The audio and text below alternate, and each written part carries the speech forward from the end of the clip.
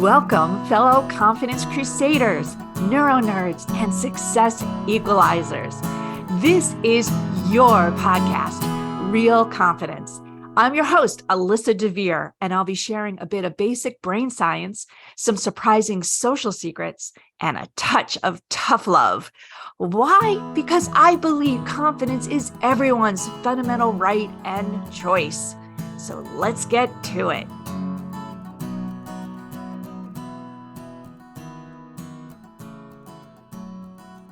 Your breath stinks and your baby's ugly. I cracked up when I read that phrase years ago. I thought it was hilarious. And then I thought, well, how would I feel if somebody said that to me? Right? At least with my breath, I could do something about. But I think that criticism often is laced with wisdom. And when it's offered in the proper way, we call it feedback, right? It's just that unfortunately, when it's delivered, communicated in a way that feels aggressive or attacking in any way, we get defensive. And even if we think the person's right, maybe there is a possibility our baby's ugly, right? It we get defensive. We put up that K person reaction because they are saying something about us that's not so positive, right? Think about that. Now, turn it to something every day, that happens. I do a lot of presentations and written quite a lot of books and even TED Talks. So I get a lot of negative criticism, whether I like it or not. I was joking in the last keynote I gave at a large women's leadership conference. There were about 1,200 people in the room and a couple hundred online. And I said, I know you're all going to fill in feedback forms, and probably, 1,198 people in the room will give me some nice positive feedback. And then there's going to be two people here that will inevitably say something really negative. And it doesn't matter what I do or how well I do it. It's just that two of you are going to give me negative feedback. That's what I found over the years. And sure enough, when I got the feedback, it was exactly that. And the funny thing was that all the ones that were positive, I would say about 30, 40%, maybe even 50% of them, the reason they liked it so much, they stated, is because of my great energy. And wouldn't you know it, the two people that said didn't love it was because they didn't think I had enough energy. So there you go. You can't please everyone, clearly. But as I said in the presentation, I won't deny here that, two people that didn't like me still feels like, even though I can kind of rationalize it and think about the fact that they probably weren't paying attention. But, it is what it is. And we do take things personally. It's not even a measure of who you are, it's what you did. And you can say to yourself, well, I'll just do it differently next time, right? But even that doesn't really soothe the ego. So I want to talk about the kinds of feedback that we get, because even if it's delivered in that way, in a kind of negative, hurtful way, not only can we decompartmentalize it or compartmentalize it, I should say, and say, look, you know what? There's some information in this nugget of nastiness that we should pay attention to, that we should think about aside from, take the kernel off of it, take that hard shell off of it, that person, and see if there's any value in it. And maybe even feel sorry for that person, right? Because they're trying to do something helpful, but they're not doing it in a very good way. And there probably is some nugget in not all of it. I mean, the energy example, clearly, I don't know, give more energy, take less energy. I don't know what the hell I was supposed to do with that. But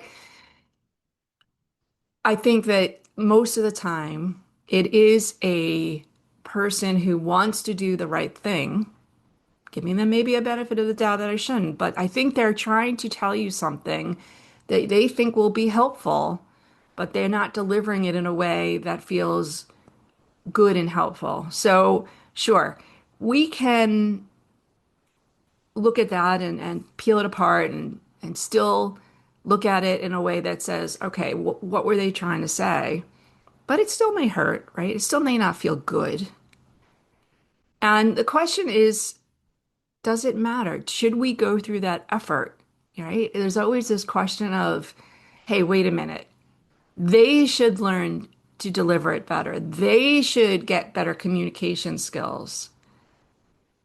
But when it's delivered to us at that moment in time, whether they have the skills or not, it falls in our lap like a hot potato, and we have to decide what we're going to do with it.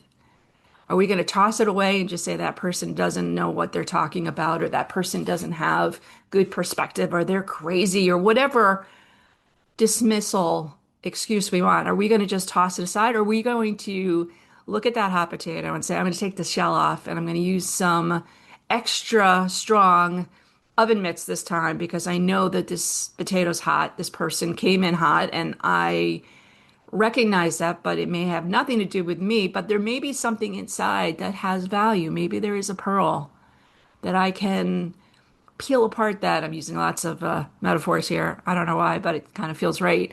That hard oyster shell, take my shucking tool and open it up because I know how to do those things and see if there's something of value inside.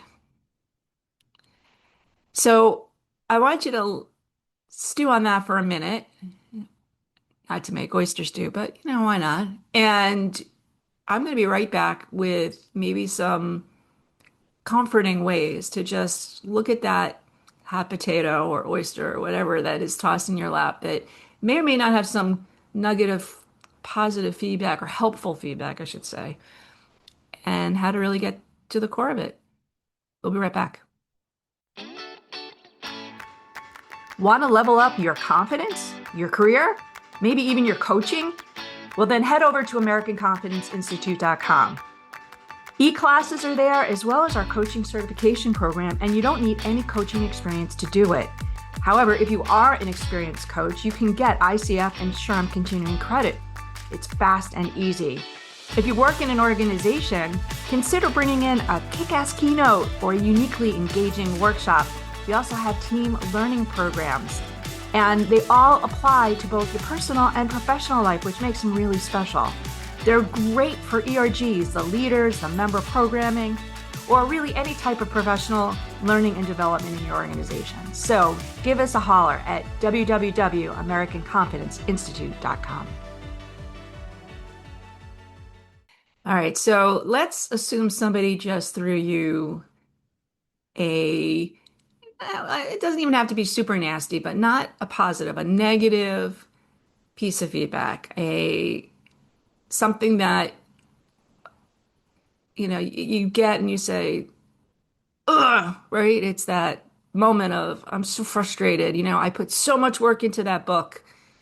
They don't know what it's like to write. Or, boy, I'm the one on the stage. They're in the audience. They had the easy role.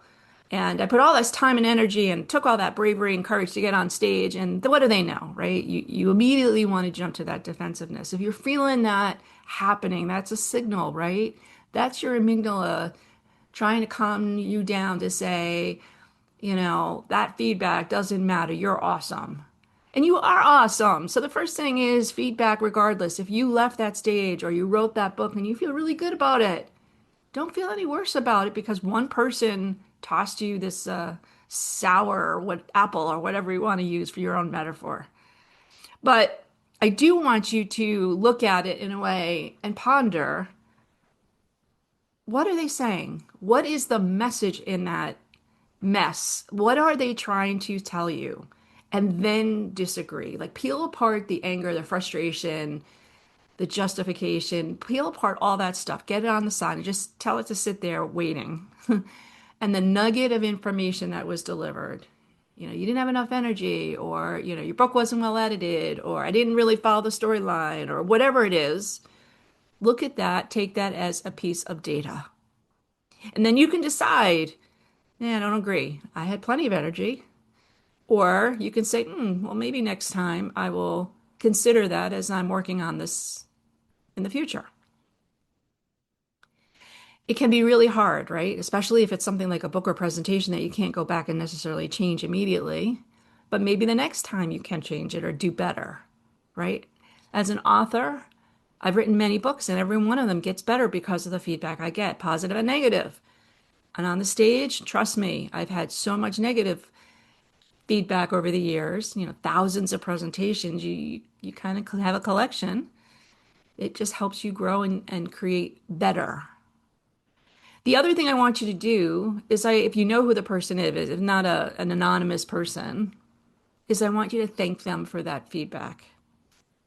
And this takes a lot of balls, takes a lot of courage, because you want to acknowledge that you heard that person.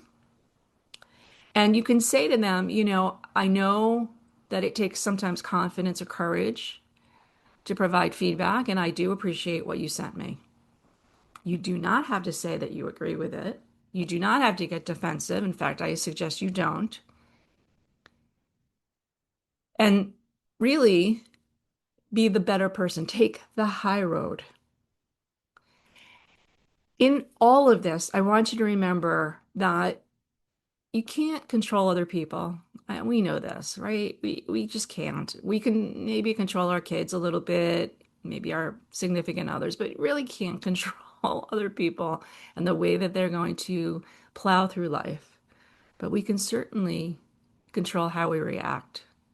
So what I'm suggesting to you is not only look at it objectively for your own sake, to maybe there's something positive you can use out of it, but to calm yourself down enough that you can say to that person, thanks for the feedback, right? And either go get yourself a mint if it's your breath that stinks, or move on and just assume that person has no tools, no communication skills, anger, frustration, jealousy, whatever their issue is, it's for them to deal with. All right. Well, I hope this has been helpful.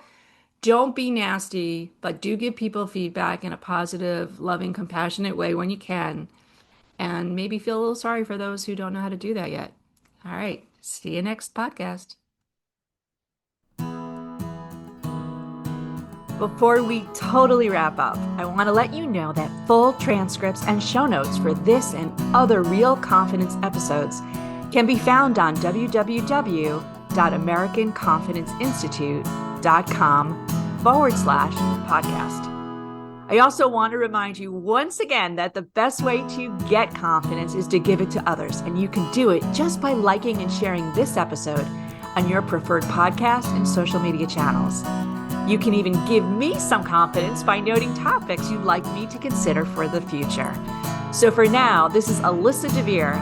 Thank you for helping to bring more confidence to the world. Master editing done by Ben Weinstein with original music performed and composed by Jeff Mitchell. Real Confidence is a production of American Confidence Institute. All rights reserved.